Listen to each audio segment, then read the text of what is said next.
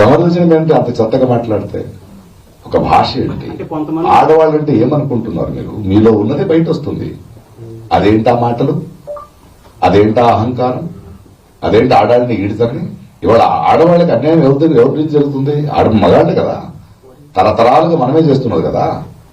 ఆమెను ఆంటీ అన్నాడు అంటే వాళ్ళ భాష చూడండి. వాళ్ళకి ఆడవాళ్ల బాడీ పార్ట్స్ తప్పితే తెలుగు రాదు వాళ్ళకి. వాళ్ళ బాడీ పార్ట్సే మాట్లాడతారు. వాళ్ళు ఎంత సంస్కారాలు అనుకుని మాట్లాడుతున్నా అంత అసహ్యం అది. అనసూయ గారిని, అనసూయ లాంటి వాళ్ళని నేను సపోర్ట్ చేస్తాను. ఆడవాళ్ళని సపోర్ట్ చేయాల్సింది మా బాధ్యత, మా కర్తవ్యం అది. ఆయన ఇప్పుడు సారీ చెప్పాడు, బట్ మిగతా వాళ్ళు వదలరు. అది స్టార్ట్ అవుతుంది. ఇప్పుడే ట్వీట్ చేశారు అనసూయ గారు, నువ్వు స్ట్రాంగ్ గా ఉండు, ఆ సంస్కారాల అసహ్యం తెలుస్తుంది నాకు. నన్ను అదే చెప్తుంటారు.